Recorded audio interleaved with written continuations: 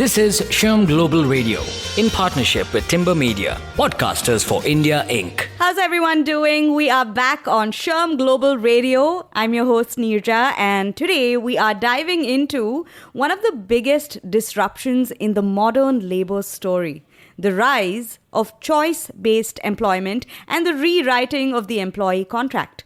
Yeah, you heard that right. The world of work has officially walked up to the traditional job, patted it gently on the shoulder and said, "It's not you, it's us." Actually, no, it is you. For decades, the full-time job has been treated like that most reliable of household appliances, the fridge. Dependable, always there, humming in the background, storing our leftovers and career hopes. But lately, workers are discovering they might not want the fridge. Maybe they want a mini fridge, or a cooler, or 5 small snack-sized fridges they can move around the house. And suddenly, the idea of one employer for life doesn't feel like a given. It feels like an option, one option among many. What's funny is that while organizations debate whether the future of work is changing, workers have already sprinted past the finish line. Millions of workers have quietly been stitching together multiple income streams, turning hobbies into hustles, redefining stability as something they create rather than something they are handed. They didn't wait for the system to evolve, they just evolved. So let's look at a workforce that's already in motion and already tired of waiting.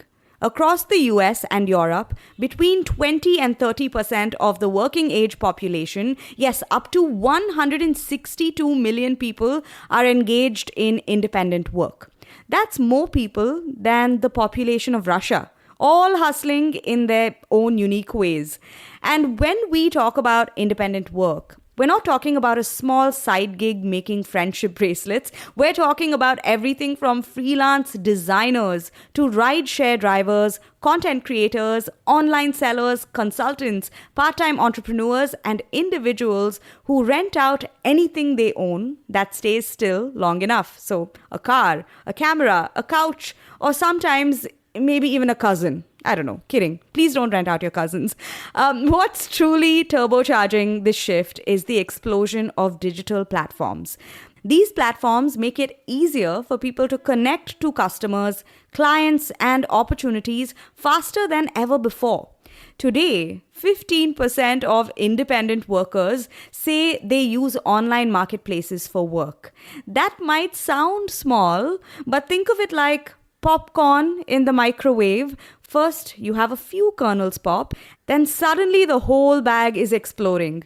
That's where digital labor platforms are right now, right before the popcorn madness. Researchers have identified 4 main segments of independent workers, each driven by different motivations. At one end, we have the free agents, those who choose independence and radiate confidence about it. These are the folks who love saying, "I work for myself," even though sometimes their boss is much more demanding because their boss is themselves. Then we have the casual earners, who treat independent work like dipping into a bowl of snacks, just a little here and there because they want to, not because they have to.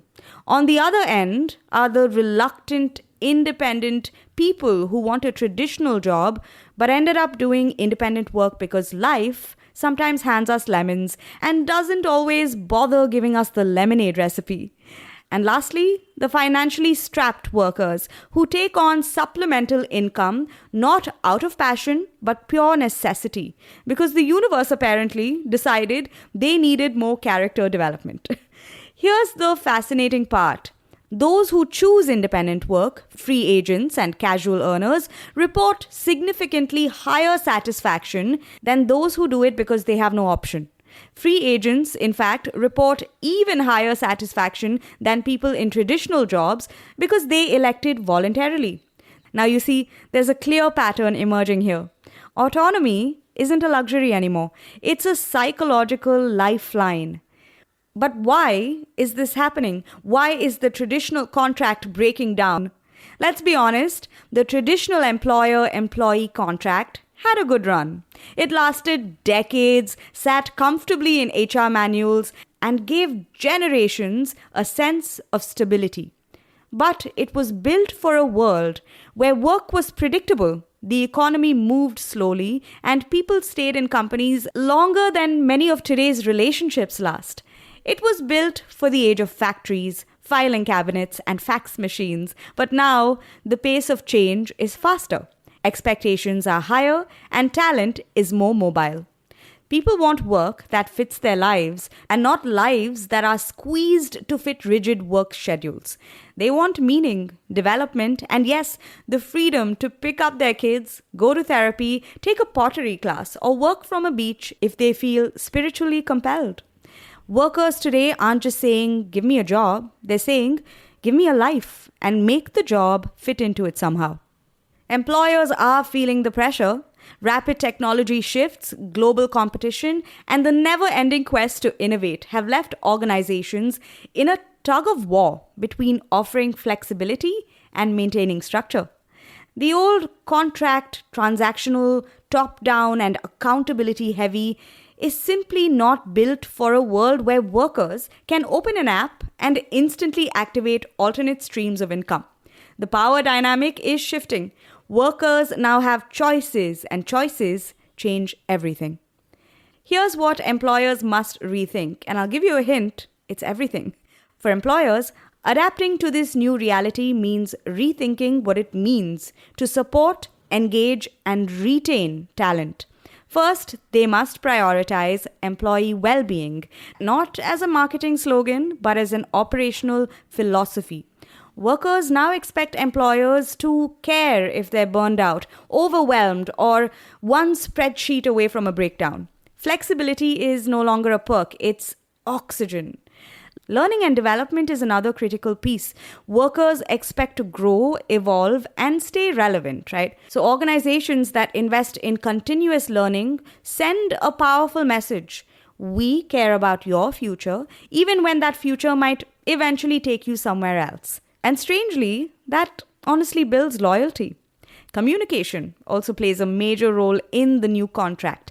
Workers want transparency. They want to know what's happening, why it's happening, and ideally, to be asked what they think before the big decision is already chiseled into stone. And then there's purpose. People want to feel that their work contributes to something meaningful. They want to be part of missions that matter, not just meetings that could have been emails. And that brings us to the era of mutual upgrades. It's a shared responsibility. This new workplace contract isn't a one-sided wish list for employees. It requires them to step up too. Workers must take charge of their growth, stay adaptable, nurture collaboration, and be open to feedback, even the kind delivered gently but painfully. When employers and employees commit to this more honest, flexible, human-centered contract, the result is transformative. Organizations see higher engagement, deeper innovation, and stronger performance. Employees have better job satisfaction, more growth, and a sense that they don't have to choose between having a career and having a life. Choice-based employment is not a glitch in the system. It's the new operating system. The organizations that thrive will be the ones that embrace this, adapt quickly, and build workplace cultures that people want to opt into, not escape from. So as choice reshapes the labor landscape, here's the question I'll leave you with. Is your workplace ready to be chosen? Thank you for joining me on SHRM Global Radio. We continue unpacking the ever-changing, occasionally chaotic, but always fascinating world of work and HR's role in it. Thanks for listening. I'll catch you next time. This is SHRM Global Radio in partnership with Timber Media, Podcasters for India, Inc.